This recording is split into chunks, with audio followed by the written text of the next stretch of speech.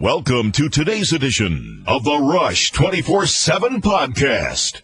Did you happen to see the size of those flags behind Obama in National Security Agency speech? Those flags are getting bigger and bigger and bigger every speech he makes. And you know, that's what dictators do.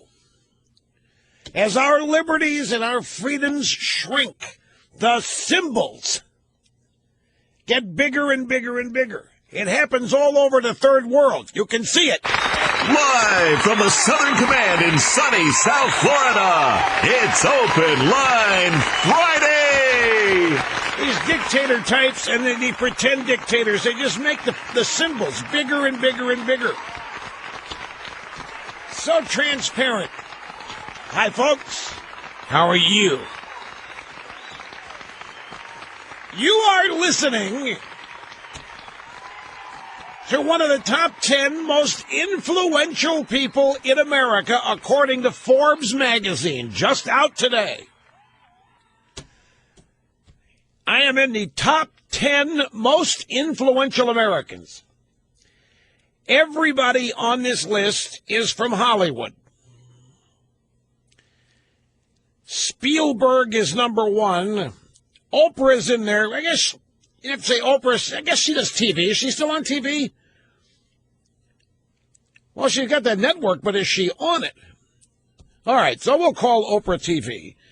And then Dr. Mehmet Oz is on there, and I guess he's TV, and Barbara Walters. And the rest of it is Hollywood types. And I, your host, in the top 10 most influential people in America.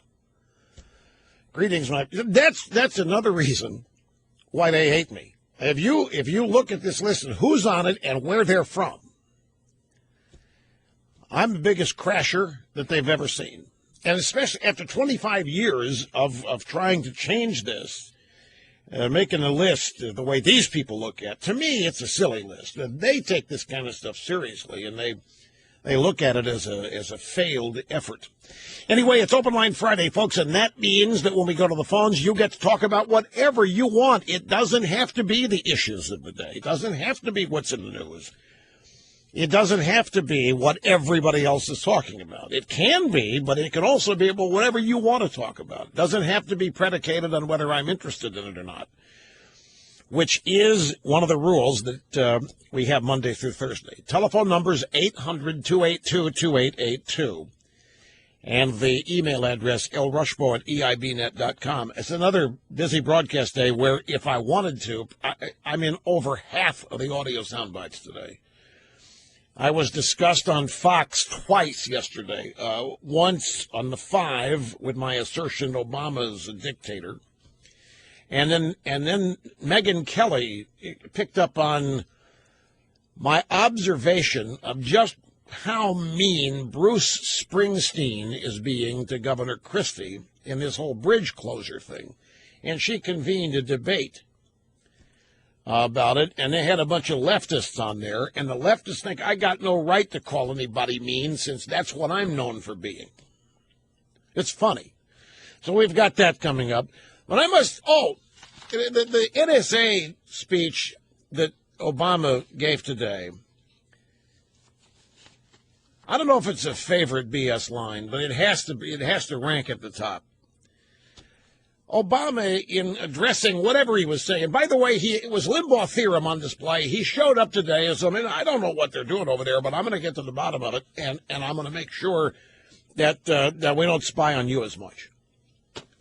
I'm not sure what they've been doing, but I'm going to get to the bottom of it. It was the Limbaugh theorem on display. And he said, throughout this evolution in surveillance technology, we benefited from both our Constitution and traditions of limited government. Now, the reason there are joke fests about Obama being a dictator is because he's ignoring the Constitution, but yet here he is talking about his reverence for it. And then, after speaking of his reverence for the Constitution, then he lauds our traditions of limited government, which he's also blowing to smithereens.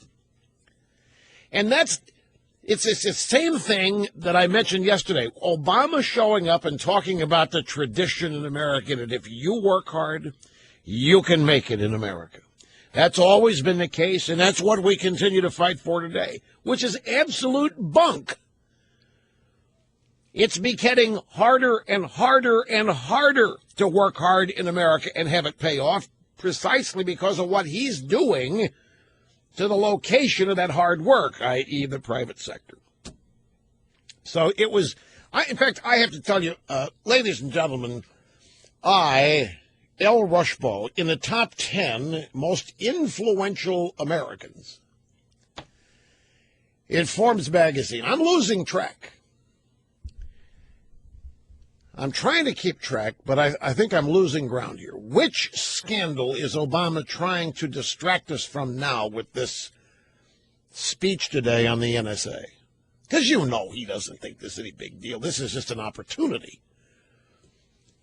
You know, a lot of young millennials are really worried about this, and in the high-tech world, this is what really irritates them about Obama. The rest of the stuff, they don't care. But this, these young tech bloggers that I read, they just can't believe that their guy would do this. They just can't. Bush, yeah. And Republicans, yeah, but they just can't believe that Obama would be doing this. They're really agitated by it. Now, for me, it is clear that Obama is trying to use this as a means of changing the news narrative and distract us from all of the scandals. And it's keeping track of the scandals that's becoming a bit of a challenge. For example, is it the latest Benghazi information he wants us to forget? Is it the abysmal Obamacare numbers? And man, is that continuing to worsen? They do not know how many people have actually paid. They haven't the slightest idea. They don't even know the number of people that enrolled. They can't tell you that. The only thing that we apparently know with any kind of certainty is that 4 out of every 5 enrollees are getting subsidies. But we don't know, at least they say they don't know how much money's been collected because they don't know how many people have actually paid. In addition to not knowing how many people have signed up. So you've got that scandal. You've got Benghazi and Dianne Feinstein. You know, you might think that Guy-Fi, with that committee report, say, wait a minute. We knew about Benghazi the moment it was happening. We knew that it wasn't the video, and we knew that it was Al-Qaeda. You might think that Guy-Fi is dumping on Hillary, and she's not. She made a point. She was dumping on the Department of State, not the Secretary of State. She was pointing out flaws in the State Department, but not flaws in the Secretary of the State Department. And she made that distinction. Yeah, her name only came up once in all this. Only one time. In your world, it's a distinction without a difference. In my world, it's a distinction without a difference. In Dianne Feinstein's world, it's a huge difference. The State Department, Hillary got nothing to do with that. She got nothing to do with what happened in Benghazi. She wasn't there. Yeah, she was Secretary of State, but the fault lies with the people in the State Department who were there and the State Department people in Washington, and they were talking. Hillary wasn't involved. She didn't know. And I've seen a couple of news reports say that this has effectively killed Hillary, that the Guy-Fi report. A couple bloggers have said, well, this effectively ends Hillary's campaign. I said, wait, what? You can't be serious. And then Guy-Fi makes that important distinction. What?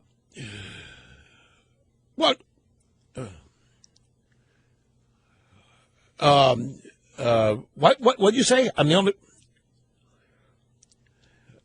Oh. Snurdly is saying to me that I'm downplaying the Forbes list. Well, yeah, all these lists are silly. I mean, look, how can can we be honest? Top 10 most influential list, and I got nothing against this guy. Believe me, I really. Stan Lee, who writes cartoons, is on the list. Okay? Nothing against him. Dr. Mehmet Oz. Now, I don't watch maybe I'm missing, maybe they are influenced. I don't let my ego get lost in this stuff, Snerdly. Now, it is true to say, however, if you've got a list, Forbes did do the list, and these people, they jockey to be on these lists. They jockey to be on the richest list, and they jockey to be at the top. Gates and Buffett actually lobby Forbes for the number one.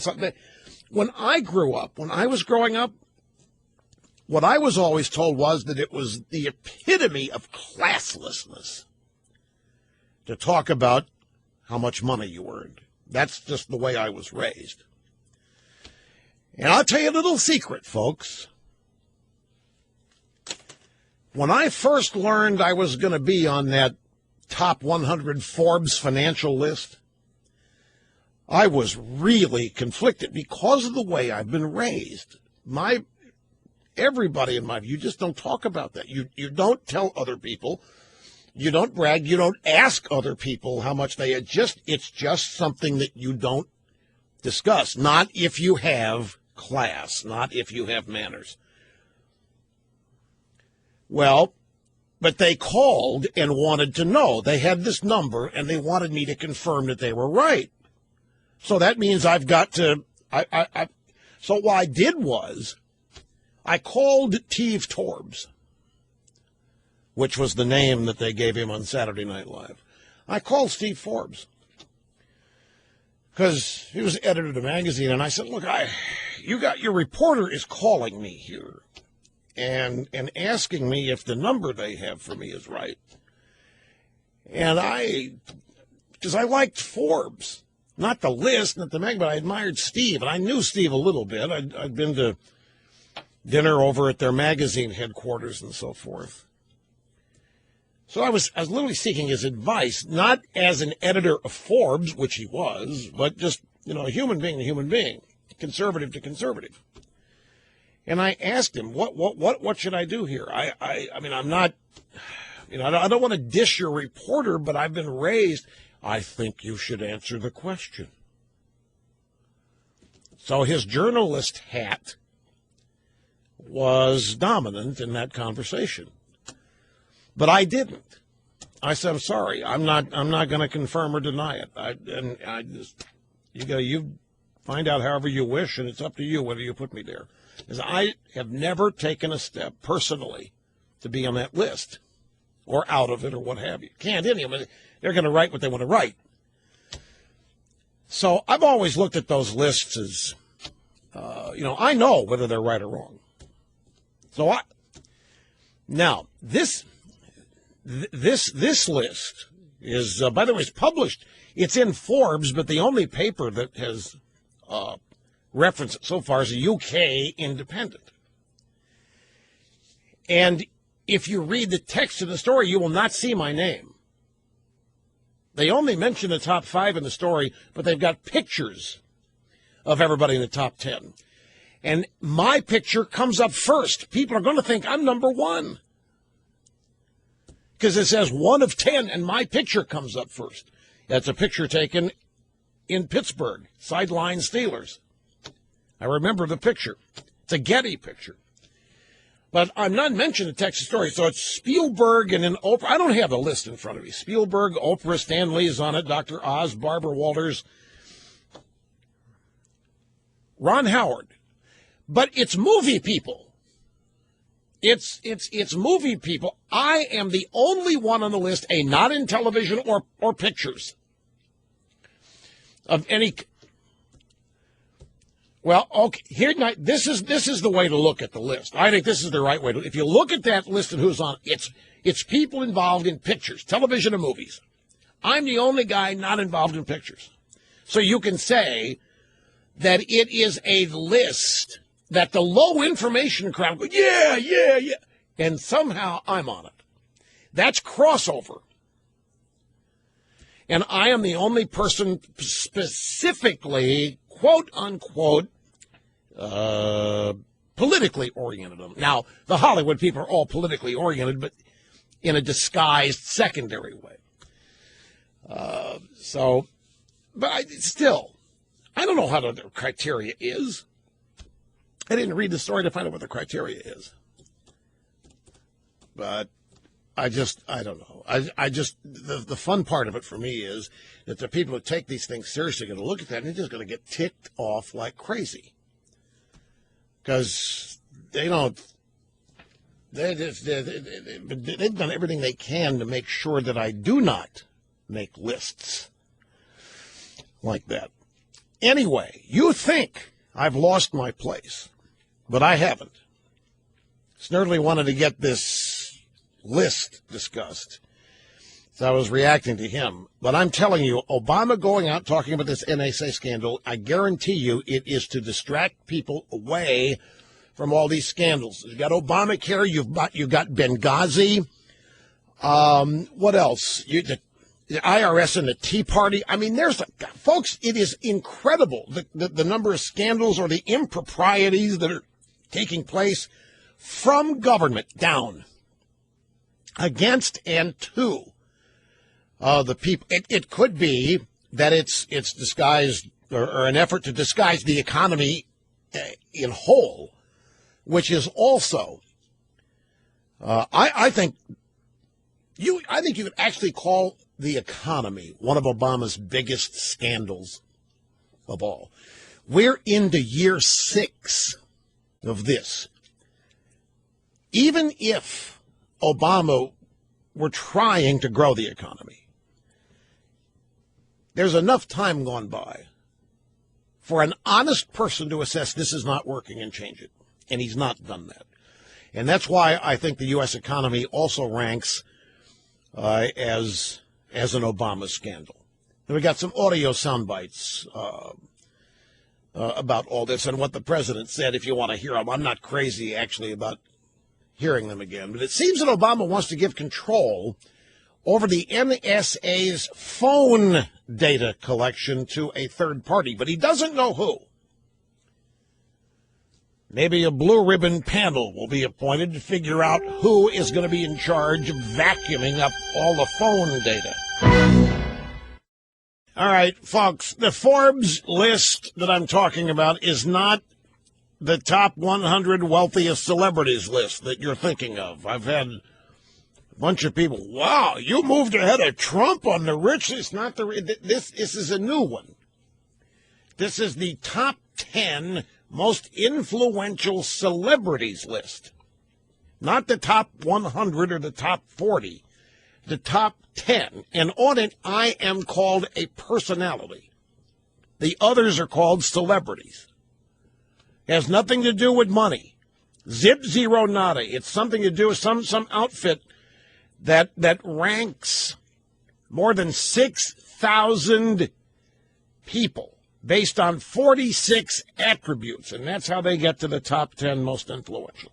And they don't spell any of that out, but it had nothing to do with money. Yes, I know. We're not going to let this go by today. This is Open Line Friday, and it's also NFL Championship Game Friday. And we're going to talk about these games, in large way in honor to the late Ken Hutcherson, who passed away in December. We always had him on the program to discuss the playoff games and the Super Bowl, so we'll do that in his honor later today. Plus your phone calls all coming up. Don't go away. This is another piece of BS. And Obama said today in his speech on the NSA. I mean, because he doesn't believe this. In fact, he's thwarting this. He said, our system of government is built on the premise that our liberty cannot depend on the good intentions of those in power. It depends upon the law to constrain those in power. I'm telling you, this is Limbaugh theorem back at it 100%. He is the one who is lawless. He is the one who is behaving outside the Constitution. He's the one issuing executive orders. He's the one changing Obamacare willy-nilly.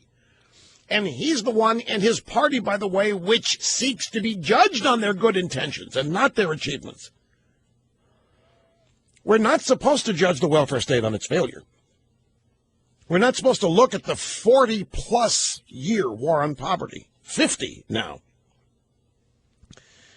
For example, the LBJ Great Society at large, we're not supposed to look at 50 years of that and catalog the failure. No.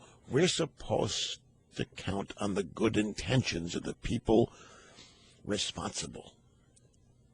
Because they're good people. At least they're trying. These Republicans are just a bunch of meanies that don't care. At least they're trying.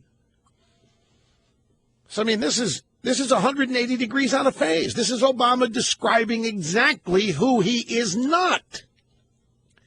This is Obama praising behavior he never engages in. Our system of government is built on the premise that our liberty cannot depend on the good intentions of those in power. I'm sorry, that is all the left has going for it. That's all the left has to recommend it, is their good intentions. They are abysmal failures. They do not improve life. They do not improve standards of living. They do not improve the economy. They don't fix roads or bridges or any of that. Liberalism is destructive. It tears things down. It rips things apart, all the while claiming to help. Ergo, their good intentions. Depends on the law to constrain those in power. The law isn't constraining Obama. Whatever he wants to do, for the most part. I mean, he hasn't engaged in everything he wants to do, but he 2 weeks ago admitted it. I've got a pen, I've got a phone, and if Congress won't help me make this place more equal, I'm just going to do it on my own. To hell with them. I mean, it's literally BS. It's no different than Obama praising the old work ethic, which he doesn't believe in either. In fact, as I said yesterday, the work ethic is exactly one of those fundamental American traditions that he thinks has been bogus from the get-go. And by the way, he could point to his own life as proof. He has not worked hard. Look where he's gotten. And these people believe that there's a power structure. It's been here ever since the founding, and they take care of themselves, and they exploit everybody else, and that's how they get rich. They didn't work hard. You didn't build that. You didn't make that happen. And that's what he really believes. Now, this is all so much. That's why I'm not even going to play the sound bites today. It's all BS. Look at the size of those flags. Do you see that? Look at Fox. Look at the size. Every time Obama shows up, the flags, the symbols of freedom get bigger. It's what dictators do. Don't doubt me. Well, our real freedoms and liberties shrink by the day. Look at this. This is a story from the Associated Press. Just the headline. House passes bill requiring health care numbers. What in the name of Sam Hill? So we've got Obamacare. And now we need a piece of legislation requiring the government to provide numbers? House of Representatives on Thursday backed a bill that would require the regime to report weekly on how many Americans have signed up for Obamacare, as Republicans maintain an election year spotlight on the troubled law. So see, Republicans' intentions, no, they're just suspicious. The Republicans, they're just a bunch of mean. They just want to tear things down. Just want to criticize people. They're never happy. See how this works? So you've got this monstrosity of a disaster. We don't know how many people are signing up. We don't know how many people actually have insurance. We don't know how many people have paid. We don't know what they've paid. A number of people who think they've signed up can't prove it. The insurance companies don't have any evidence they've signed up. The only thing we know is that 4 out of 5 enrollees are getting subsidies. And so the Republicans, we've got a 2,200-page piece of legislation, and we need an addendum requiring the regime to provide numbers. And then the AP looks at that and thinks it's the Republicans just electioneering in an election year. And how are they doing that? By keeping a spotlight on the regime's health care law. See, the Republicans aren't supposed to do it. We got health care, Obamacare, law of the land. Republicans are supposed to go away, slink away, back and cower in the corners. And when they don't, the Republicans are mean and they're being partisan and just playing politics. And all they're doing is just trying to keep a spotlight on health care. And it may not be the best. It may not be the best, but at least Obama's trying. At least he's trying. He's trying to get everybody health care. He's trying to insure the uninsured. He's really trying. He's really working. And these Republicans, why, look, they just want to point out the failures. All they are is a bunch of... That's how it is portrayed for low information voters. Honestly, folks, that's how low information voters pick this stuff up. That's how the Republican brand ends up being distorted. Now, the vote in the House on this bill that required the regime to provide numbers, it passed. 259 to 154. 33 Democrats voted with the Republicans in supporting the legislation. So it makes it bipartisan. So the Democrats, 33 of them, joined Republicans in wanting to see the numbers. And the AP doesn't even mention that. Nope, this is just the Republicans maintaining an election year spotlight, trying to gain advantage, take advantage of people's pain and suffering, take advantage of the Democrats and Obama trying to help people. Don't doubt me. I'm telling you, this is how it gets portrayed, written about, talked about in news outlets that the low information crowd watches, and it's stuff like this that then becomes, man, those Republicans are just mean. Man, they're just...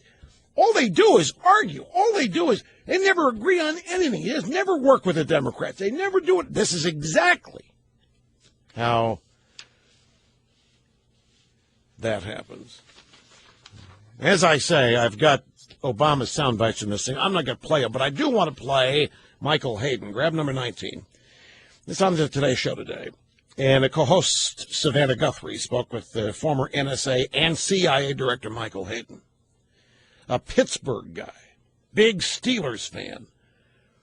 And she asked him about Obama's plans for changes at the NSA. She said, now, we now know the broad outline, some of the changes the president's recommending today. Do you think that this will significantly change the way the NSA does business? Or is this largely window dressing in your mind? It's a little bit more than window dressing. With regard to who holds the data, frankly, no one will hold it as well in all dimensions of the word well than the National Security Agency. So it's no surprise the president has punted that question to Congress. With regard to querying the data, it appears the president will now demand that the NSA go to the FISA court before they ask the data a question. Savannah, I was the director of NSA on September 11th. It sends a message to the bureaucracy that we're trending back to the old ways of doing business. I don't think anything's going to change.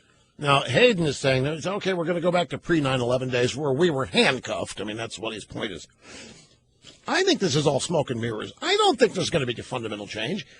They're sweeping up everything. They're texting and instant messages and phone calls. They've got more data they can possibly extrapolate. Here's the bottom line, folks. They've been collecting this data for who knows how long. Were they able to identify the Tsarnaev brothers in Boston? No. Have they been able to stop, via the collection of this data, any of the terrorist-oriented or criminal-type behavior that they would be looking at? Apparently not, because they didn't stop the Tsarnaevs. And look at what was known about the Tsarnaevs. After the event took place, look at how much we knew about them, almost instantaneously. So somebody had the data, but they may not have been able to put it together in time to stop it. But the point, we're collecting all this data, we're mining it. They don't know what to do with it all. it's got to be a monumental task, even for the most powerful supercomputers, because they still have to have algorithms or programs written to tell them how to sift through this stuff, what to search for, what is the equivalent of raising a red flag. But it doesn't appear that collecting all this data is stopping any terrorism, does it? Well, it doesn't to me, unless there's something going on. Now, they probably might not announce the things they've succeeded in stopping, but the terrorist activity at the Boston Marathon, that was pretty big, and they weren't able to stop it. But I don't think they're going to stop collecting the data. There's nobody that's going to really know whether they're stopping or not. He's going to appoint a third party, doesn't even know who. And he's all over the ballpark. And when he was a candidate, he opposed everything that he's now doing with the NSA. He'd go to the floor of the Senate or go on a campaign trail, and he'd talk about how un-American this was, and he's not going to stand by and watch these violations of privacy. He became president, and they just continued and expanded. So now, since there's a lot of attention paid to this, and Edward Snowden, and also he got a big hour-long speech today, over 5,000 words. This is intolerable. I don't know how it happened. I'm president, but I don't know how it happened. I don't know anything. I'm like you. I don't see it or know about it till it's in the papers. But I'm going to get to the bottom of it. And I'm going to appoint a third party that's going to be the recipient of all this data, and they're going to report to me, and blah, blah, blah. And meanwhile, nothing is really fundamentally going to change. My learned opinion. It's out of control as it is. This is a classic genie's out of the bottle circumstance, if there ever was one. Open line Friday. We try to go to the phones in the first hour on Friday. We never make it. Well, not never, but seldom do we get to the calls first hour Monday through Thursday. So Friday, we always try. And we're going to pull it off here because we have Jeannie on the phone from Houston. Hi, Jeannie. I'm glad you called. Hey, Rush. What an honor to talk to you. I'm Thank so you. happy to be on the program. Thank you very much. I just wanted to call in after the call yesterday and let you know that I am a nurse and a doctor. And I didn't become a nurse. I didn't become a doctor by working as a nurse for 20 years. And I wanted to shed a little light as to what that doctor's doing that they referred to yesterday that rounds for an hour and then leaves. Let me set this up. Sure. It's probably 95% of people listening now heard that all yesterday, but there might be some people listening today that didn't hear this. We had a guy call in the third hour of the program yesterday. All his nose was bent out of shape at the unfairness in America and the inequality in America. And he didn't. His basic point was that you got all these nurses, and they're the ones doing all the work in the hospitals, and doctors don't do diddly squat. The doctors show up once a day. They run around, play golf or whatever. The nurses are doing everything. And why don't, the nurses ought to be the ones that are called doctors. The nurses ought to be able to become doctors. The nurses are doing all the work, and the doctors aren't doing diddly squat. And nurses aren't making what the doctors make, and it really isn't fair, and you want to know what I thought of it. And so that led to paralegals feeling like they're getting gypped, and it became a discussion on how mean and unfair America is. So now Jean from Houston, Jeannie is calling to weigh in on this. You say you're a doctor and a nurse. You were a nurse first, but being the nurse did not lead you to becoming the MD.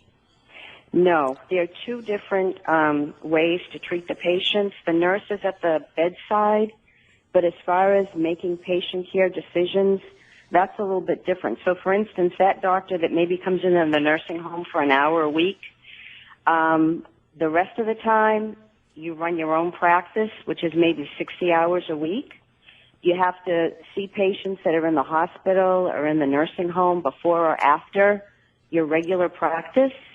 Your regular practice is running a small business. Yeah, now see, I made the point yesterday. A lot of people do not see anything other than the end point of someone's success track. So you see a doctor, and you see him once a day at the old folks' home, but you don't see what it took to get there, and you don't see what he's doing the other hours of the day when he's not at the old folks' home, and this is what Jeannie is trying to illustrate here. Yes, so my undergraduate degree was a nurse. In order for me to round for that 1 hour in the nursing home, I had to go back to school for 8 more years. I had to take out loans for $300,000. Yeah, but isn't that unfair? Because this guy's point was you knew enough to be a doctor by doing being a nurse all those hours. That's what was unfair about it. Well, Rush, no, because, you can do something over and over again 1,000 times, but as we know, that doesn't really necessarily increase your knowledge. And at the end of the day, when somebody's sick, do they want to see a nurse or do they want to see a physician that's finished their training as a physician? Well, it depends whether you're talking about a low information guy or you're talking about somebody else. Well, I think most of your listeners would want to see a physician. But there's a lot involved, and there is a lot of animosity, I think, between nurses and doctors. But I did just want to inform your listeners quickly that there's a lot more that goes on that they don't see that doctor's doing. And you've seen it from both sides. Yes, sir. You've been a nurse, and now you are a doctor. And I am. You weren't promoted to doctor from nurse. You had to go back to school. That's okay. Now, see, to me, this makes perfect sense. Total sense. And I also, look at, I don't know. Jeannie, thanks. I got to take a break here, folks. It's the clock. All right, folks, I'll tell you what's going on out there. Envy and jealousy. It's happening more and more. And in social media, it's being said that's perfectly fine. It's being excused. Totally justifiable. We'll explain when we get back. Look at, folks, this doctor-nurse thing. There's no reason we need to make this complicated. And it's nothing new. All right? Most people's historical perspective begins the day they were born. Most people's knowledge of history is when they're alive. But this envy, wanting what somebody else has, thinking whatever somebody else has, they don't deserve, and that you are more entitled to it, you are working harder than they do, that they have gamed the system. There's nothing new about. What is new is how that kind of envy is now being justified. Live from the Southern Command in sunny South Florida, it's Open Line Friday. I mean, there's all kinds of bad behavior that's always gone on. What's happening in America now, for whatever reason, is the bad behavior is being justified. And we're being told to understand it and try to connect with the people and how they feel. And you can understand why they're envious and jealous. Because they have a right to be, blah, blah, blah. So here we are at Open Line Friday, Rush Limbaugh, 800-282-2882. The email address, lrushbaugh@eibnet.com. Okay, to set this up, out of the blue yesterday, we got a guy call on the phone, and I was a little slow on the uptake because what I thought he was going to talk about was entirely different. So I got kind of caught up short. It took me a while to figure out where this guy was coming from.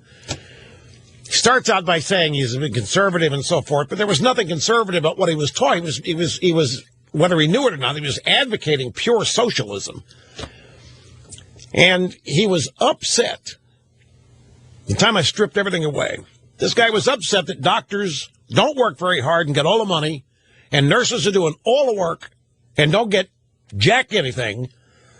And after being a nurse for 30 years, damn it, you ought to be a doctor. You're doing everything the doctors are doing. You know everything the doctors do. The doctor's not doing diddly squat, telling a nurse to do it all. The nurse is doing it, and still the nurses don't make anything the doctors make. So I finally figured out we just got a simple case of envy here. Simple case of jealousy. Now, I forget whether this guy was a nurse or his wife was a nurse or his daughter was a nurse or he hated his doctor. I don't remember what it was that inspired all this, but it's simple envy. Now, we've always had envious people. We've always had people among us who want somebody else's lifestyle. And we've always had people around us who think that successful people really don't deserve it. They cheated somebody, or they inherited it, or they got lucky. Nothing new about that. And there's always been people think they've been screwed. There's always been people think they're the ones doing all the work and get none of the credit. Nobody pays them any attention. And why does everybody think he's so smart? I'm smarter than everybody. Why? Those people are dime a dozen. It's human nature. What's changing is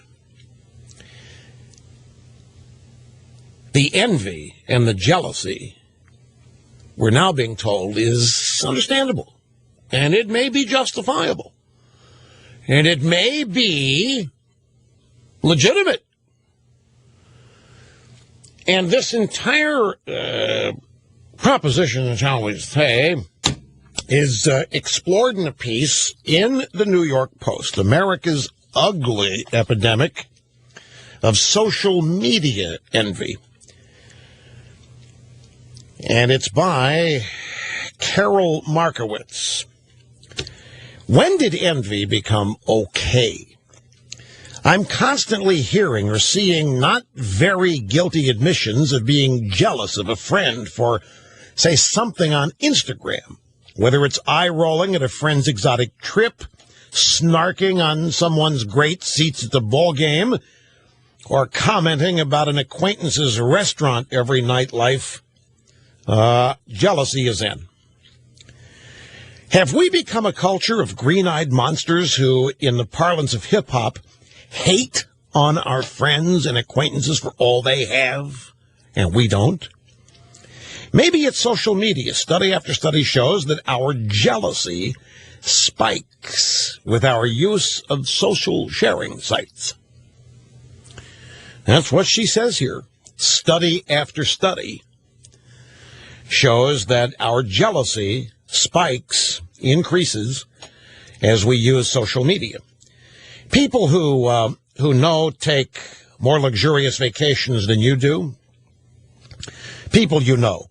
This, folks, I'm sorry, I need an actual microscope to read this.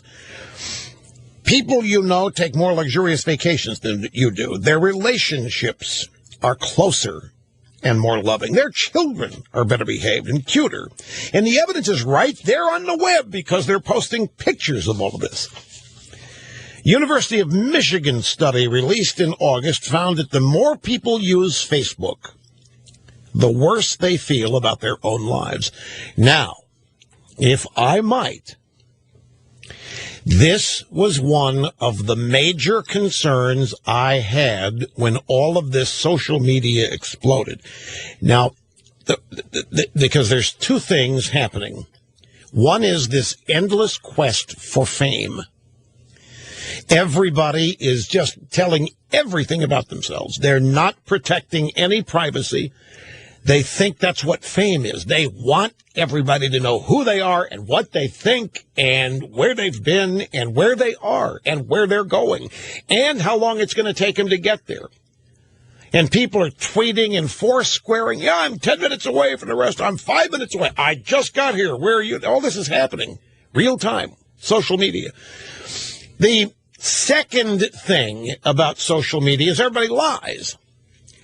And I've always worried that this was going to lead to actual depression, in the sense that because people are just who they are, and they're going to brag about their kids, they're going to post their pictures and the vacation and all that, they're going to create more insecurity out there than otherwise would be.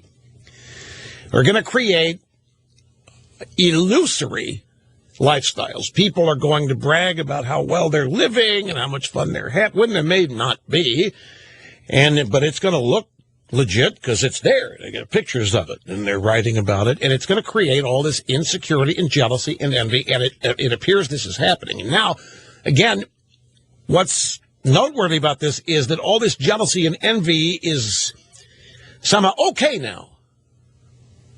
It's justifiable because it's being caused. The haves are braggarts now. The haves and the successful are lording it over everybody. And they're making people feel bad about themselves. And so the jealousy, we as a society have to try to understand it. And that's the point here. Now, the author here again is Carol Markowitz. But is it just social media that makes us so envious? Or some deeper change that social media facilitates? I'm thinking of Karen, and again, A, this is a fax, and B, the type is so damn small it looks like Paperno, but I'm thinking of Karen Paperno, the owner of Park Slope Baby Boutique Boing Boing, who raged in a Huffington Post piece about the growing affluence of her neighborhood and her difficulty in keeping up with the Joneses. In this example of offline jealousy, the New York Times picked up the story and detailed the difficult life of a middle-class woman in a rich neighborhood. And see, that just validates the envy. The New York Times comes along, does a story. Oh, look at how unfair. Look at how unfortunate. And it validates and justifies the person who's feeling jealous and envious. Now, it's easy to feel sympathetic to this woman who works hard at a neighborhood business and whose husband's illness forced her to close a second business location. At least it is until she admits to stealing spices, honey, coconut oil, granola, blah, blah, blah. The Times called the market one of the many emblems of the new consumerist Park Slope, but it's most likely a small business just like Paperno's. Should its owners be allowed to steal from her shop too? Never before have so many had so much while still wanting more. There's nothing new about jealousy and envy, of course, which the story now says. What's new is our cultural acceptance of it. In a world where we talk about inequality, hello, President Obama and the Democrat Party, in a world where we talk about inequality as the greatest problem we face, of course we support each other's need to have as much stuff as our friends and neighbors. Of course it's not fair somebody's have more of it. This is pure socialism that's what's happening here. And it's exactly what leads to socialism. The unfairness, the unequal distribution of resources is not fair. And so this guy that called yesterday, it's just simple jealousy and envy. Let's just say, for the sake of the discussion, he was the nurse. He just doesn't want to do the work the doctor has to do to become a doctor. And he thinks he's justified in that. And so, raising taxes, for example, to redistribute wealth, or what becomes justifiable. In fact, it becomes moral. Taking from people who have more than you have becomes moral because it's justified to be jealous and envious because it isn't fair. Now, I'll tell you who's responsible for this. You can blame it on social media all you want. There's a political party that is living off of this kind of mentality. They're promoting it. They're getting votes based on it. And they claim they've got a solution to it. And what is their solution? They're going to punish the achievers. They're going to punish the haves. So all of this talk about the widening gap, rich and poor, all this talk about growing inequality, income inequality, lifestyle inequality, all of it is political. Now, these people in this story haven't the slightest idea any of it is. To them, it's just human interest. They have no idea that they are being used. They have no idea they're being exploited. They have no idea all these ideas are being put in their heads. Well, not that, because envy and jealousy are common in the human condition. Again, what's different about it is that is being justified. The envy and jealousy is being almost rewarded. And there's a political party out telling all those envious, jealous people, vote for us, and we'll punish those people that you hate. We'll get even with them for you. Because we agree with you. They shouldn't have all that. You should have it. The rich have all that stuff because they've taken it from you. People are like, yeah, man. I want to have a lot without having to do anything for it too, man. Yeah, cool. Never before have so many had so much while still wanting more. Never before have so many had so much and been so unhappy at the same time. And I'm telling you, and I'm not, folks, I have this story. This was not even at the top of the stack. I wasn't even going to go into this until we got the call today from Jeannie in Houston that kept the call from the jealous male nurse from yesterday alive. So this was not even something I'd spent any time thinking about, but just reading this story and now understanding that the ugly epidemic of social envy is now justifiable. There's going to be one reason for it. It's politicized. And there's a brilliant, I mean, to capitalize on this politically is really quite brilliant. This is the old class envy thing, and Democrats have been working on this for 50 years, and they've introduced finally something new to the argument, and that is class envy makes sense. Class envy is rewardable. Class envy is exactly what you should have, because you are being mistreated. You are being screwed. And these people who have more than you don't deserve it. These people have more than you do. They came by it in ways that screwed you to get it. And we, the Democrat Party, are going to fix it. Now, for those of you who might be hearing this and thinking I'm all wet on this being political, I want to ask you to think about something. Don't doubt me when I tell you that this has been a political strategy that has been employed by socialists, Democrats, leftists forever. It is how they have gotten to power. I want you to honestly search the world. I want you to find for me any country, society, where the redistribution of wealth, punishing the achievers, has resulted in you getting what they have. And I'm here to tell you it never does. The government will never, they're not even going to really try. They just want you to think they are. The government will never make you a doctor if all you are is a nurse. And they will never take what that mean doctor has and give it to you. They'll make you think they want to. They'll make you think they're going to try to. And they may raise the doctor's taxes, but they are not going to change your standard of living. They are not going to make you rich. In fact, they're not even going to get rid of your envy. How many years have you been voting Democrat and you're still jealous? How many years have you been voting Democrat and you're still envious? How many years have you been voting Democrat and you're probably more envious than ever? How many years have you been voting Democrat and you're probably angrier than you've ever been? So how's it working out for you? Voting for all these people are going to make everything fair. They can't.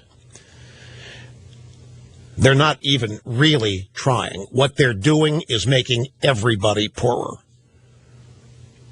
And that's how they get to their precious equality. They don't elevate you. They will take from the people who have more than you, but you're not going to get it. They do. It goes to the government. It's not going to come to you. All that's going to happen is everybody is going to get poorer. And I challenge you, don't believe me, try to find anywhere in the world where politicians promising to fix what you think is wrong has made you richer, or anybody richer, or happier, or more equal, or what have you. It hasn't happened. Best thing you could do is stop with the envy. Stop with the jealousy. Stop being angry at others for what you don't have and figure out a way to go get it yourself. Ladies and gentlemen, the three great political pathologies of modern times were all based, not political movement, pathologies. The three great political pathologies of modern times are all based on envy. Nazism. Nazism preached envy toward the rich and exploitative Jewish people. Communism preaches envy toward the rich, exploitative bourgeoisie. And Muslim terrorism preaches envy toward the rich, exploitative West. And the roots of this have been taking hold in this country. What do you think outcome-based education was? It's based on envy. What do you think not grading a paper with a red pen was all about? What do you think about not having winners and losers in extracurricular football in high school is all about? What is all this stuff all about? It's all about envy and not having any. It's Open Line Friday. Rush Limbaugh executing his signed host duties flawlessly. 0 mistakes. Newbern, North Carolina. Donna, great to have you on the EIB network. Hello. Hello, Rush. It's an honor and a pleasure to speak with you. Thank you. Long-time listener, first-time caller. Can you hear me okay? Well, I hear you fine. Okay, great. Listen, Rush, I wanted to get your opinion on something I've been thinking about, and that is, under Obamacare, certain tests the doctors may want to order, they won't be able to. So I'm wondering how that's going to impact malpractice suits. My suspicion is that they'll go up, maybe dramatically. And then more importantly, how is that going to affect the practice of medicine? Will more physicians decide to get out of medicine,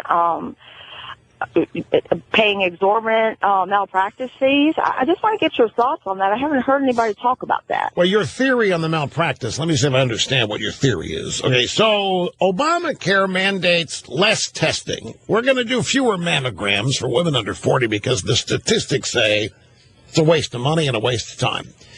Right. And so the doctors, if the government's paying for it, and the doctors are only going to get reimbursed by the government, and you go in and want a mammogram, and they say, sorry, I can't give you one, unless you're going to pay for it yourself. And they don't have the money to pay for it, so there's no mammogram. And then, lo and behold, a lump is found later. Mm-hmm. And then the patient gets all mad and wants to sue the doctor for malpractice because it could have been discovered, but it wasn't because of, well, the government wouldn't let him test because I didn't have the money or whatever. And is that going to lead patients to charge doctors with malpractice? Right. I suppose it could. As litigious as our society is, and it will cause rising malpractice and things like doctors, I think, in droves are going to be pulling out of this and trying to find alternate ways of staying in business without depending on government reimbursement. More, in fact, that is happening. Mm-hmm. Now, I mean, these are things that I don't think you can avoid happening once people lose control over their own health care, either to an insurance company or government or a combination of the two. And once you just become thrown in with a statistic rather than being treated as an individual, the solution to this, of course, is if they won't do a mammogram because they won't pay for it, then pay for it yourself. Mm-hmm. Right. Yeah. And then you might, well, what if I don't have the money? Well, depends on what's important to you. Mm-hmm. Right. But I think it's, individual predictions of pitfalls are fairly easy to make in a generic sense. The more individualistic you get in the prediction, it's problematic. But it's already started, this kind of stuff. It's already starting. There's no way medicine's going to be improved. There's no way diagnostics are going to be improved. And it's really sad. Treatment isn't going to be, I mean, it's all, everybody's just going to be a number. And their number is going to have whatever characteristics associated with the number. Are you overweight? Are you old? Is it going to make any sense to spend money on treating you? All of these things are going to become factors. And if you, again, just want to take time to explain myself. If you're a new listener and you think, Rush, that just sounds so stupid, let me remind you that 5 years ago, there was a primetime healthcare special from the White House broadcast on ABC, and an American citizen, a woman, participated, and she actually asked the President of the United States, who is not a doctor and is not her doctor and never will be her doctor, in fact, isn't involved in her life at all, and yet she had to ask the president if her mother, who was 100, would qualify for a pacemaker because she wasn't ready to die. She's got a great spirit, great will to live.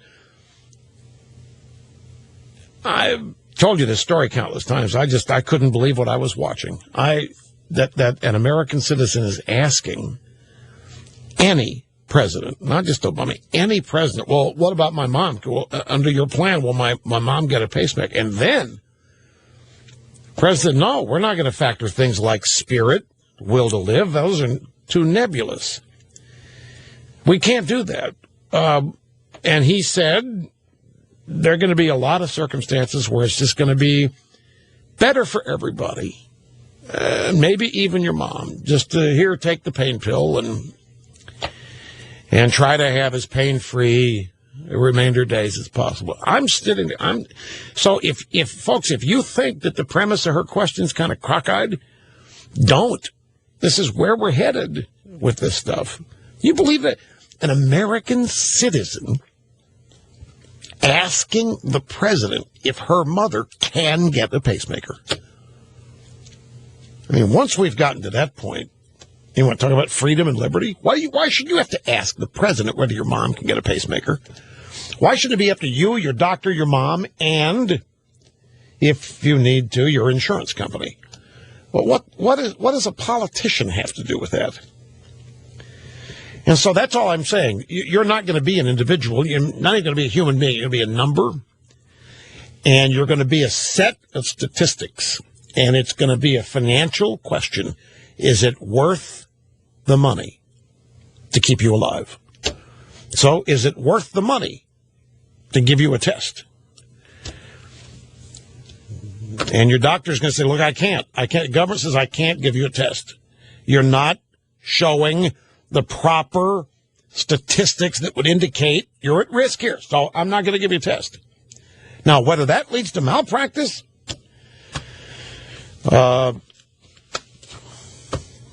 don't know. I suppose that it could. It certainly is not going to preclude you from trying if that circumstance evolved and you actually wanted to sue malpractice. Nothing could stop you, whether you succeed or not. Another thing entirely. Robert in northern New Jersey. Great to have you on the EIB network. Hello. Yes, good afternoon. I'm so proud to talk to you about the situation. It's a comparative analysis about a truth about the $15 an hour. If you have a person working in the burger field, an annual salary of $31,200, and a soldier, an Army salary of $25,913, that's a sergeant of 2 years' experience. And the difference of what the skills are needed, I got a problem with that. Okay. Make sure I understand. The burger field, you mean a burger flipper? Yes, sir. And a burger flipper at $15 an hour is making $31,000 a year? $31,200. Do you know any such people making $31,000 a year flipping burgers? No. I don't either. Well, it's going to happen in Washington State. That's the problem. It's going to start. Okay, so you mean the minimum wage is going to be applied, and if they're given enough hours, the burger flipper could end up making $31,000 a year, whereas an American soldier will only make $25,000. That's a sergeant with 2 years' experience. Sergeant, 2 years' experience. So you're comparing the relative worth. Yeah. And you got a 1 week training for a program for testing for basic skills and restaurant procedure. And here you go with an Army guy, 10 weeks basic training, physical stress, map reading, drill ceremonies, and land navigation, problem solving, all of this. And then the workplace hazard for him includes death, dismemberment, loss of limbs, disability, PTSD. I can go on and on. And they're deployed 6,000 miles away from home for months at a time. True. All true. But it's voluntary. Yeah, I agree. So is working. Well, the way we've done it today. What do you think is the solution? What do I think the solution? Yeah. We don't pay it. Either that or I don't see $15 an hour. It's going to be crazy. We're not paying soldiers $15 an hour, and if we're going to pay burger flippers $15 an hour, we should pay soldiers $15 an hour. Soldiers should be getting $25 an hour. Burger flippers are going to get $15. Think about it. I'm thinking about it. I don't know where this kind of thing stops, though. Yeah, I agree. I agree 100%. When you start making value judgments like this, I mean, yeah. Okay, let's get the old argument about what do you mean, A-Rod? $25 million versus Mrs. Small teaching my kid how to read? What's really more important? Yeah. But I'm looking at the vulnerability of one person versus one field versus another. You've obviously just had really bad experiences with people at fast food restaurants, and you have a built-in animosity toward them. Who, me? I'm just kidding. Oh, okay. No, I don't. I feel sorry for them also. But it's a stepping stone job. It's not a lifetime situation. It shouldn't be. I know, but what would you do about it? Would you reestablish, if you're going to flip burgers, the most you can make is $20,000 a year? You've got to make less than a soldier. Would that be what you would say? No, I would work. I've come the hard way. I've worked 2 jobs, 3 jobs. I mean, you can't just work one job if you're only going to get paid $20,000 a year. But that's what soldiers do. Yeah. Absolutely. So they really are underpaid. That's a fact. I don't disagree with that at all. But again, it's private sector versus public. Yep, I agree. But I was just making a comparative analysis, and it's the world as it is. But that's not different. I mean, that's not new. That's the soldiers have always, my God, they're way underpaid, no matter who you compare them to. Especially when you figure that they make up less than 0.1% of the population, and they volunteer to do it. I mean, if you're going to look at it in that way, there's no way you could justify what they're paid. But they do it.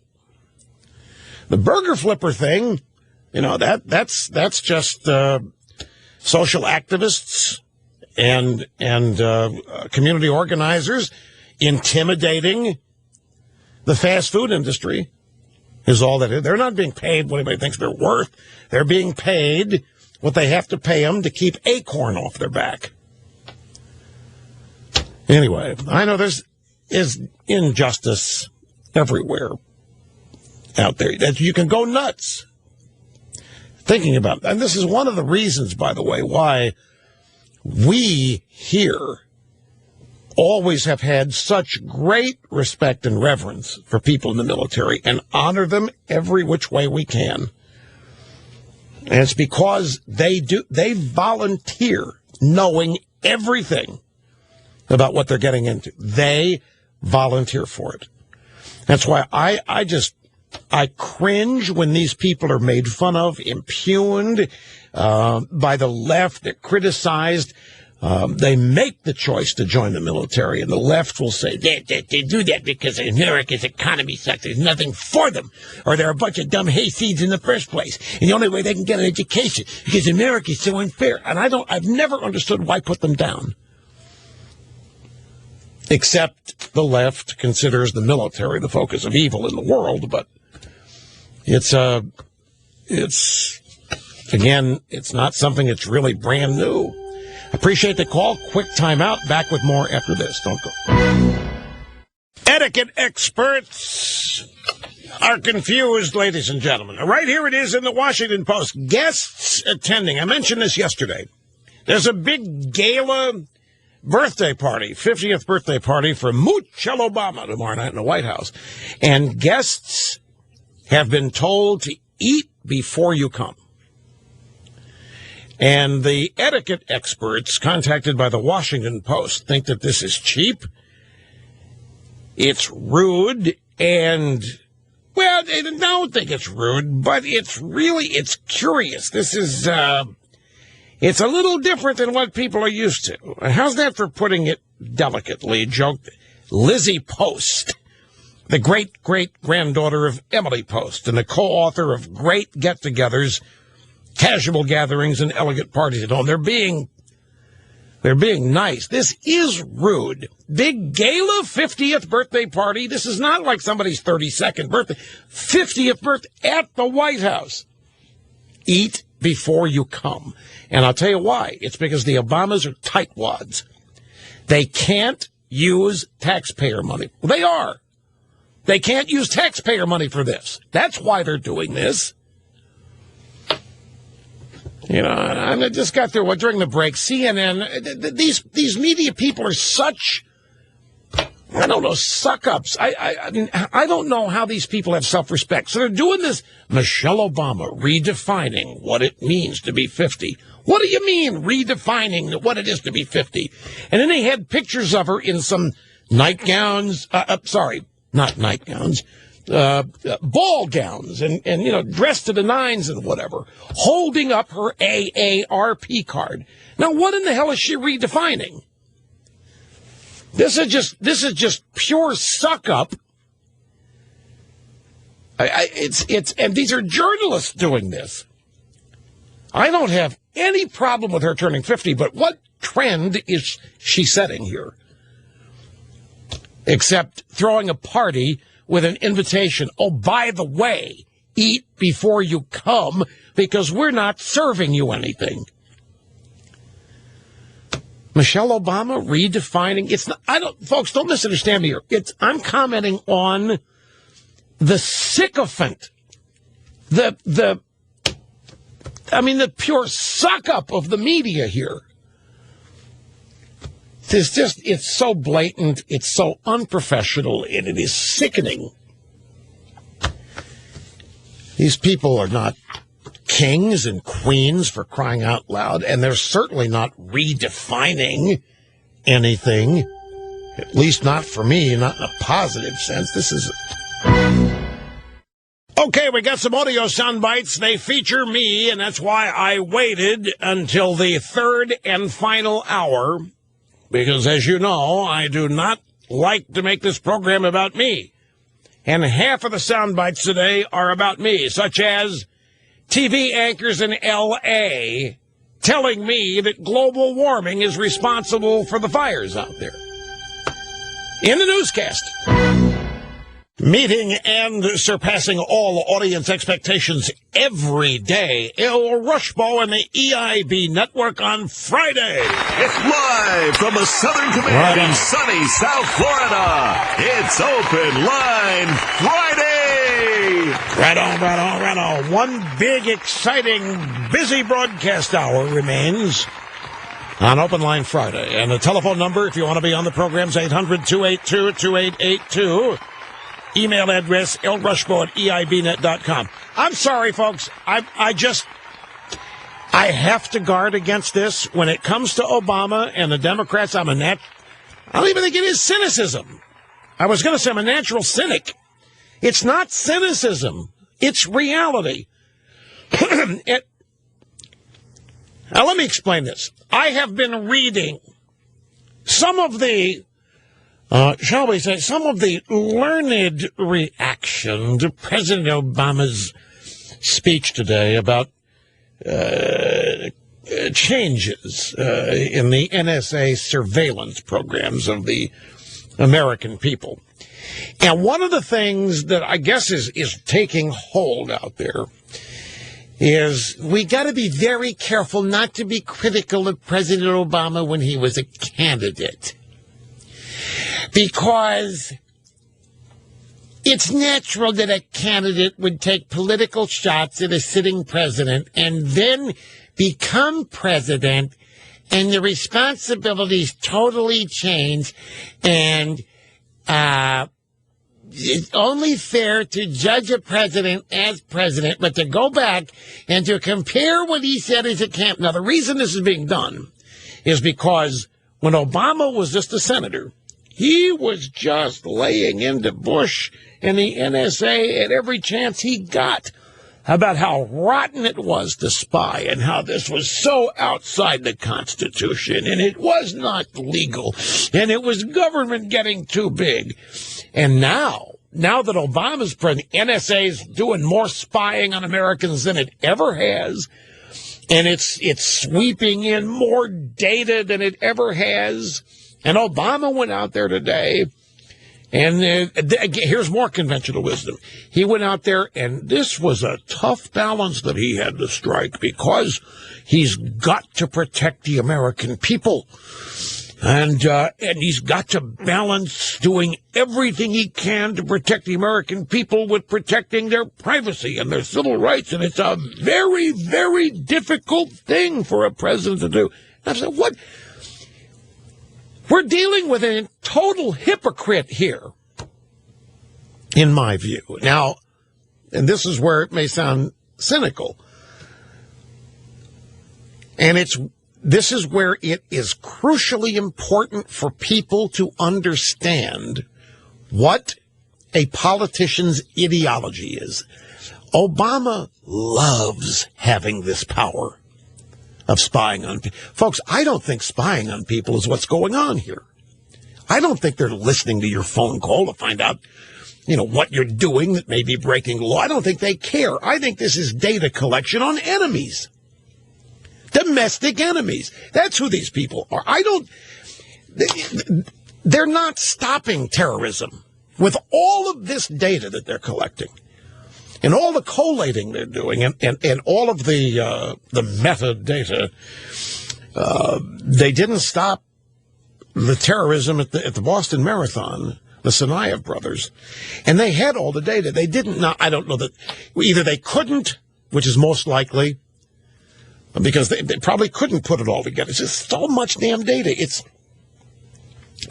more than you can conceive. But these are the kind of people, I think, who relish having the data. Look at what they did with the IRS. That's who they are. You give people who want the government to be as big as it can be, you give people who want the government to be as intrusive as it can be, of course, for good intentions, to make things fair, to make things equal. You put that kind of people in power, and they're going to avail themselves of every opportunity to use that power and acquire even more as they can. And if people are going to willfully ignore the kind of people Eric Holder, Obama are and so forth, then what they get, they deserve. But the key for me is again, Obama didn't know how bad it was. How long is this going to go on? And how long is this going to be a valid excuse? How long are we going to let people get away? He didn't know. And boy, when he found out, you should have seen how mad he was. He didn't know about Benghazi. He didn't know about Fast and Furious. He didn't know about the IRS being spied on and the Tea Party being hamstrung by the IRS. He didn't know any of that. Really? Yeah, he didn't know the economy was as bad as it is either. He didn't know unemployment was as bad. He didn't know anything. And that's all part of Obama constructing himself as an outsider, battling against powerful forces trying to undermine him. It's all part of Obama's continuing quest to somehow get away with not being accountable for anything after 5 years in office. Now, if people aren't going to admit, We've got a guy pretending to be dictator here, for crying out loud. This guy willy-nilly changing his own health care law. One day exempting that group, the next day exempting that group. And they're openly promising, if Congress doesn't give me what I want, I'm just going to do it. Well, we have no excuse for being ignorant. We're being told from the horse's mouth. So I'm looking at all the conventional wisdom here now to excuse, because Obama, as a candidate, was just excoriating Bush and anybody having to do with the NSA. And now we're told, well, you really can't hold him accountable for that because he didn't know. It's really different when you become president, Mr. Limbaugh, because then the whole job change. Then you have to protect the American people and their privacy at the same time. It's a really tough balance. And candidates, of course, are going to say what they say. Yeah, right. So this is just another example here we have of being told we need to excuse behavior that need not and should not be excusable. Obama said today, our system of governance built on the premise that our liberty cannot depend on the good intentions of those in power. It depends upon the law to constrain those in power. Well, I'm sorry, but the laws that constrain him in his power, he is ignoring. And it is precisely his good intentions, and only his good intentions, that we are allowed to judge him on. And that's true for the whole left. They've botched every entitlement program. It is an absolute mess. The war on poverty hasn't changed anything. The Great Society, the elimination of income and wealth inequality, hasn't done anything. And we're not supposed to judge the results. We are supposed to judge their big hearts and their good intentions and how much they care. At least they tried, blah, blah, blah. Well, I'm sorry. I've lived long enough now, and I know enough about who these people are, the kind of people they are, to recognize BS when I see it. And I still think that this thing today, this NSA business, is really nothing more than the latest effort to distract everybody away from the other things that are going disastrously bad. The economy, Obamacare, which is it's such a mess, it's almost incomprehensible. They don't know how many people have paid. People who think they've signed up can't get proof from an insurance company. 4 out of 5 enrollees are being subsidized. It's an absolute total mess. Okay, to the audio sound bites. And yes, in honor of the late Ken Hutcherson, we will have discussions about the 2 championship games in the National Football League on Sunday. Let's start here. This was this morning in Los Angeles. KTTV, Fox Eyeball News. Good day, L.A. Meteorologist Rick Dickert and the co-host Steve Edwards had this on-air exchange about the wildfires out there. We see wildfires every month now in Southern California. With global climate change, all the atmospheric scientists agree that our summers will be longer, hotter, and drier, with shorter windows of rain and snow. Okay, well, call Rush Limbaugh and tell him that.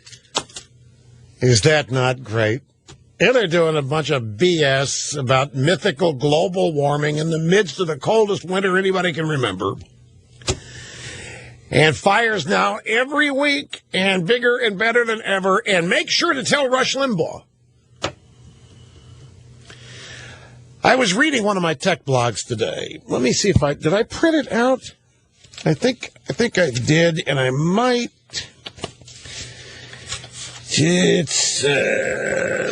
It's one of tech blog. What? Oh, really? 3 people have been arrested suspecting of starting the fire. You mean human beings are started the fire? Wait a minute. What are they arresting people for? They need to be arresting what? Carbon dioxide.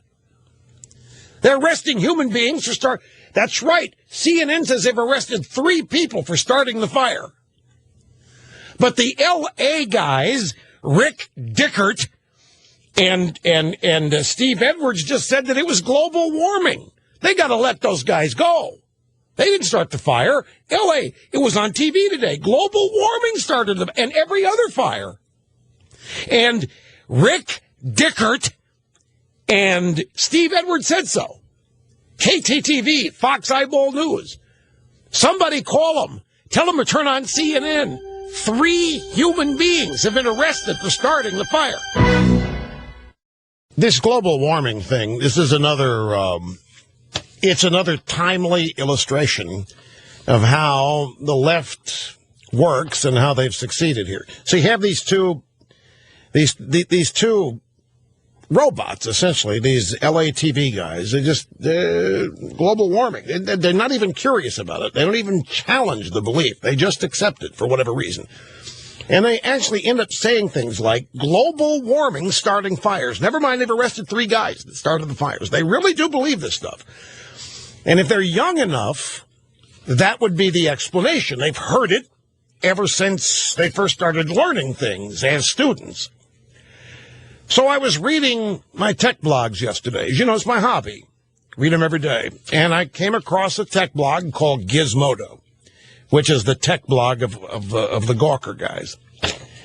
And the world's biggest global warming offenders visualized. And there's a map here of which countries are the greatest offenders. Now, you and I is a hoax. There is no man-made global warming. The emails, the fraud, all of it has been discovered.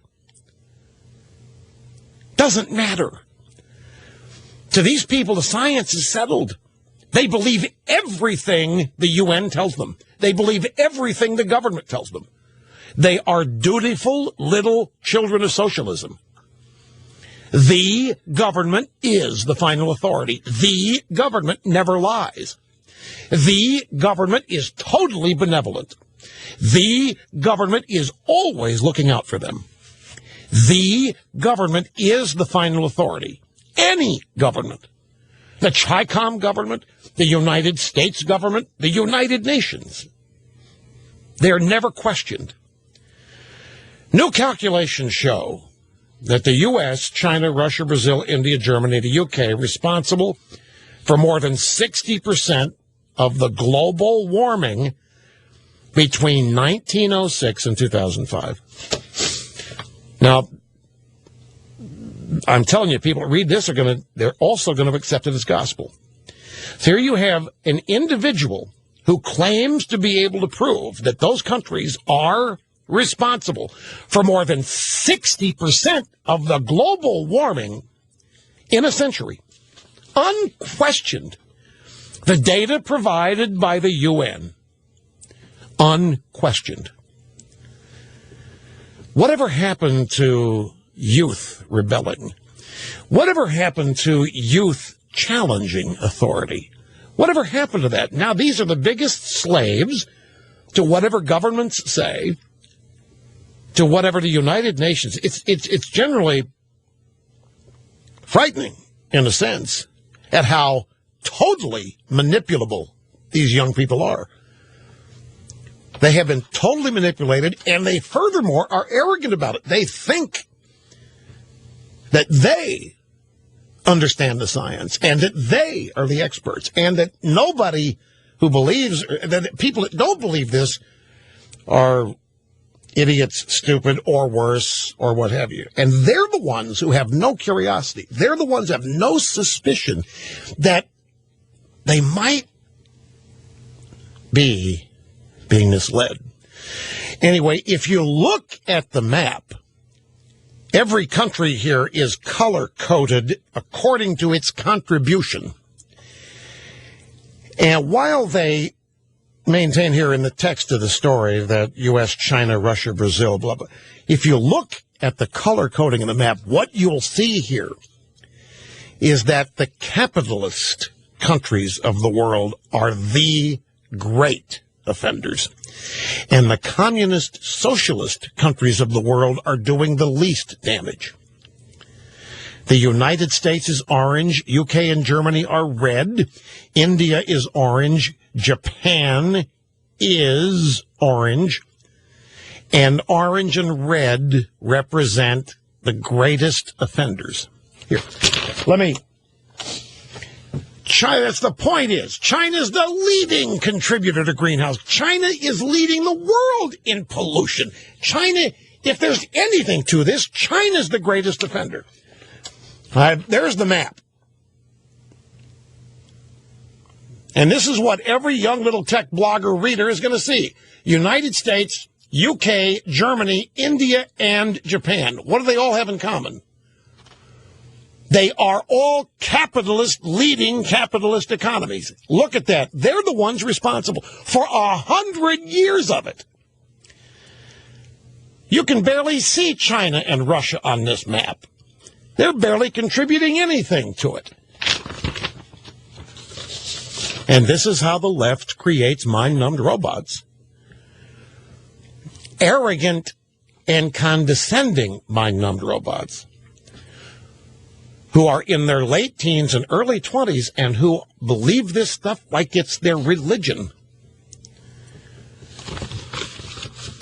And that's what gets me. There's not one sprig of doubt that maybe they're being lied to.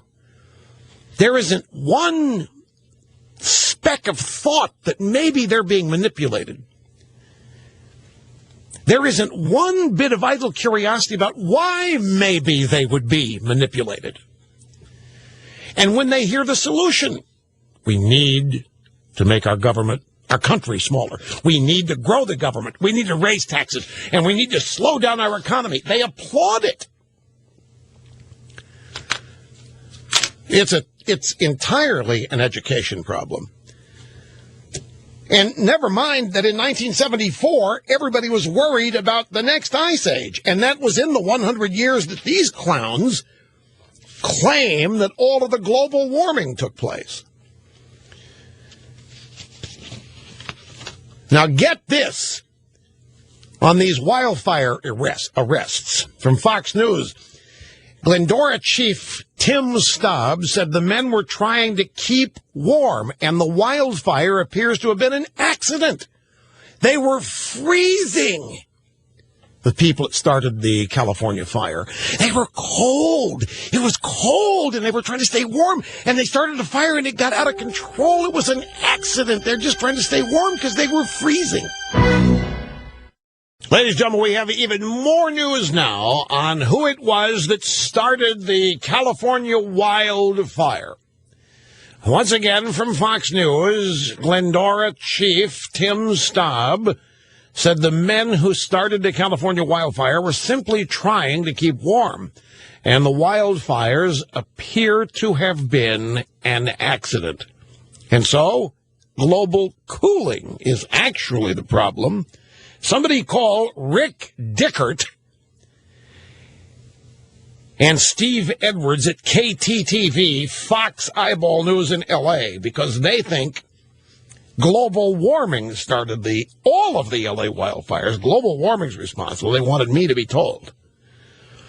So it's three guys, and get this, the three who have been arrested for starting the wildfires are in their early 20s.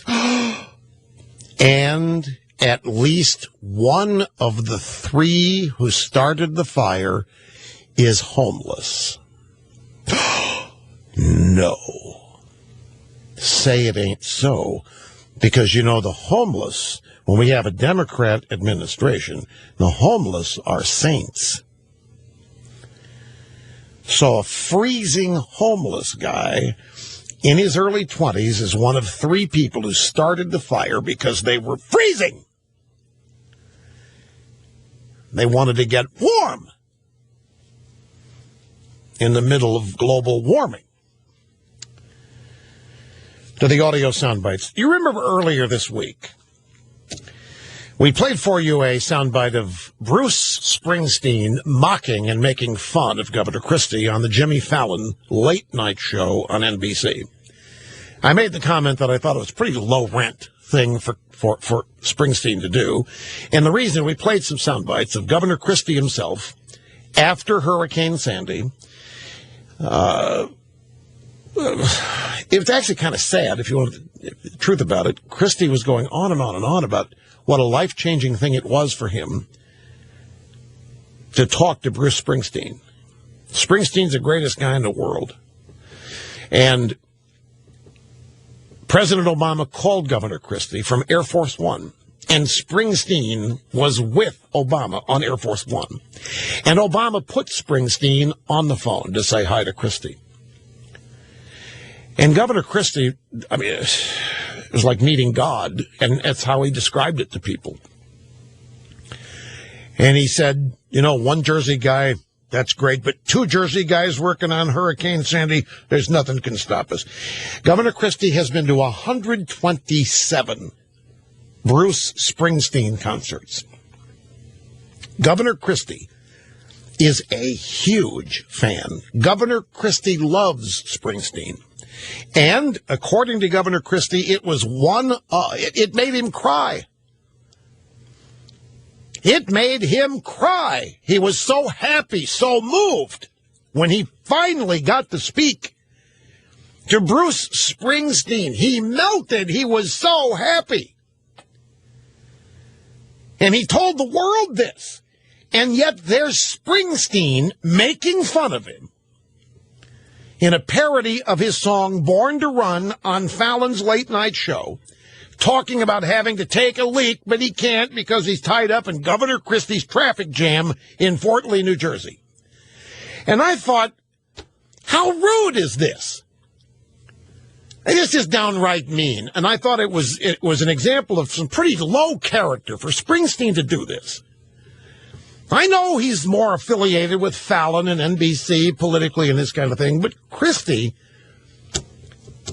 imagine if you had an idol and you met the idol and you told everybody what a great guy the idol was, and then the person goes out and laughs at you and makes fun of you on national TV. How would you feel?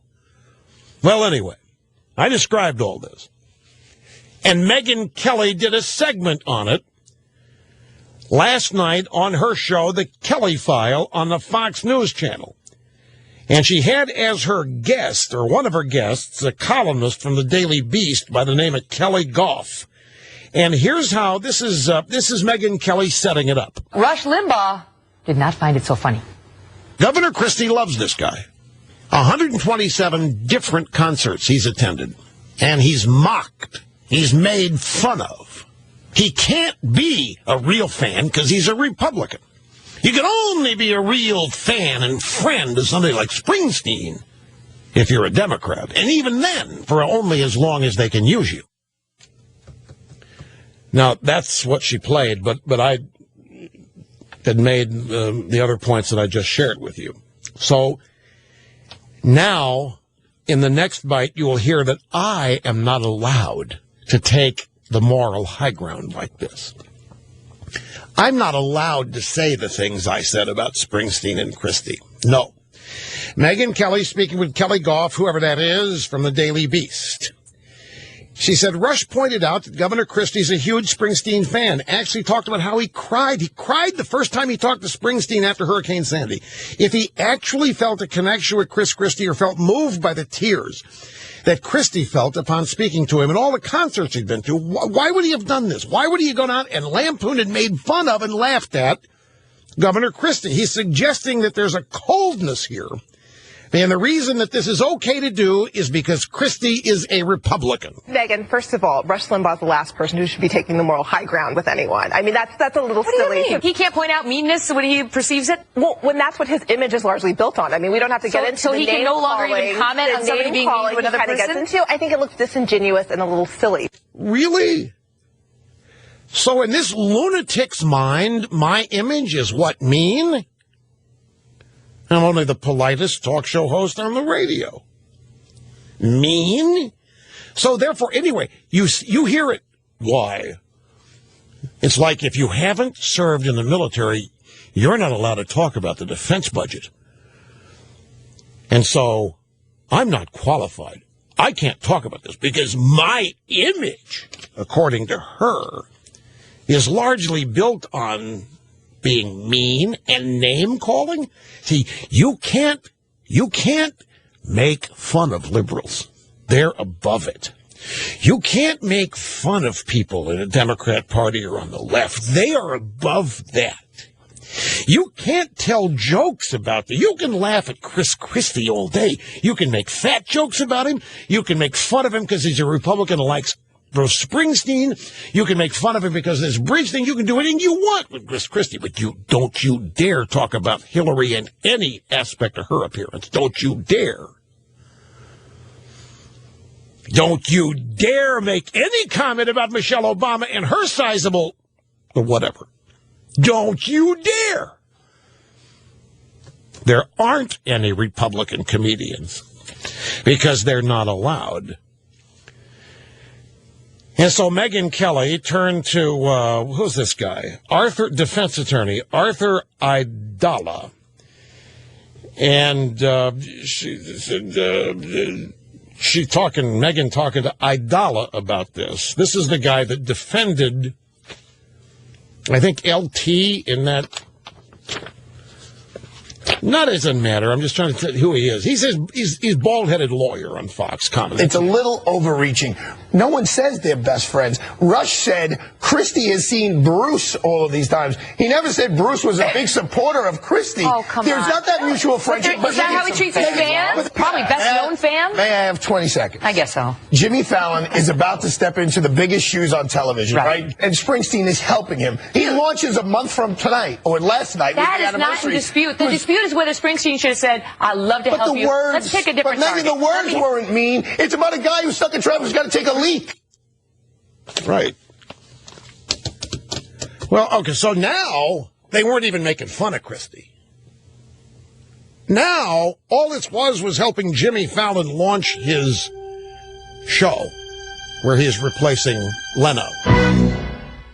And you are listening to Rush Limbaugh, one of the top 10 most influential people in America, according to Forbes magazine today.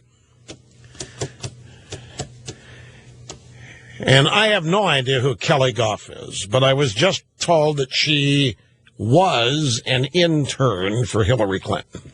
So, that explains it. Now, the NFL playoffs. First up at 3 o'clock Eastern on Sunday afternoon, New England Patriots at the Denver Mannings.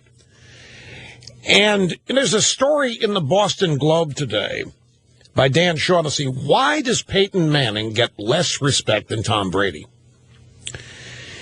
And it almost like they're calling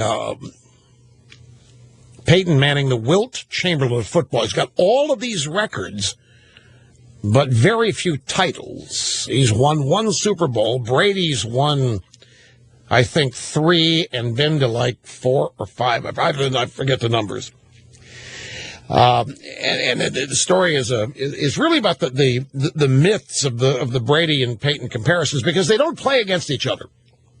Brady obviously goes up against the defense of the other team, and Peyton Manning does the other things. The question.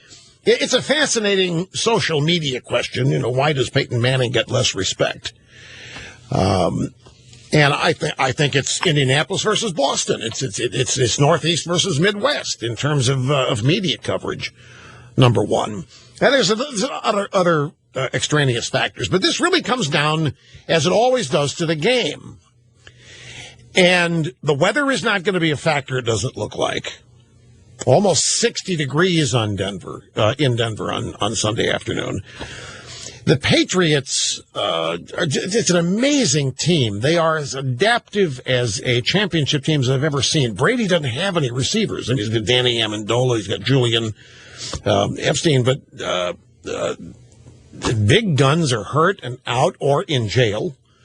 Or soon will be in jail. So they come up with a running game. The defense can't stop anybody, but They win games, but they had some nail biters this year against teams they should have walked all over. Buffalo, Cleveland. And they've had problems in the playoffs. They've been vulnerable. They haven't won the Super Bowl since 2004. They've been to the championship game. The Patriots has a number of times since then, but they haven't won the Super Bowl since 2004. It seems like yesterday. It seems like they get winning it every year, but they haven't been. This could be Peyton Manning's last year. There's some talk of that. And I don't have a feel for it. This one, it seems to me that on paper, everything is too close. So it's the intangibles that you can't predict that are going to be factors. Pre-game meal,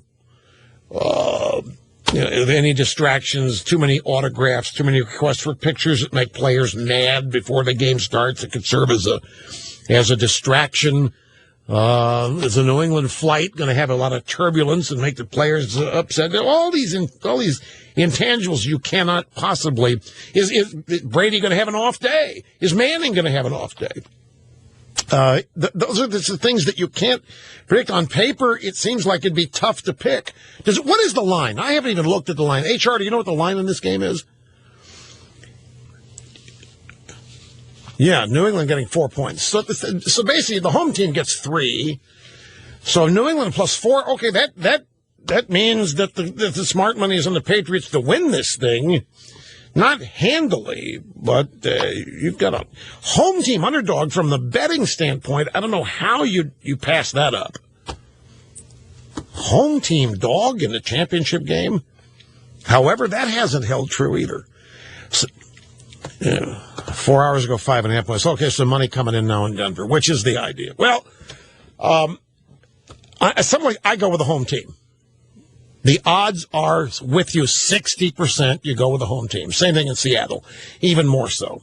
Now, this game, Seattle and the 49ers, this is not going to be a football game if the refs lose control of this.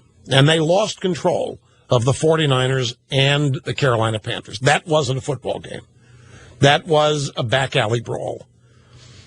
The whistle blew, and it didn't stop. I mean, there was taunting. There's all kinds of penalties that weren't called. It kind of bothered me in a way. It really wasn't football. It was just street thuggery that was going on. And I know that the NFL's worried about it, and I don't know this either, but I'll bet you that the officiating crew has been told you throw the flag as often as you have to keep this a football game. Now, Seattle's got this crowd advantage that nobody other than the Arizona Cardinals have been able to overcome. The noise. But the 49ers have experience being there.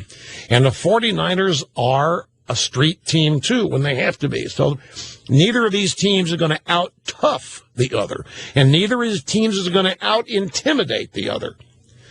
And it's the refs are going to try to keep control of it. And here again, you got to go with the home team in Seattle. You just have to. You have to pick the home team when the Seahawks are involved in it.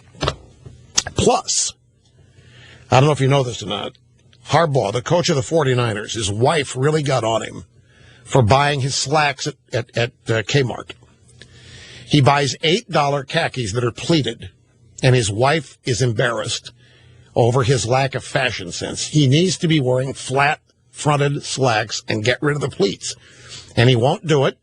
He likes the pleats. He's buying they caught him at the combine last year at Walmart buying like 10 pair of $8 khakis. So when the wife is embarrassed of the way the head coach looks, you have to figure that's going to be a factor in the outcome. So, got to go with Denver, got to go with the Seahawks. Now, ladies and gentlemen, if I were to use the environmentalist wacko method of picking the games, it wouldn't have changed. The Broncos would have beaten the Patriots in an environmentalist wacko choice, and the Seahawks would beat the 49ers. And the environmentalist wacko determining factor there is which team is more pro-gay. And that would be the Seahawks.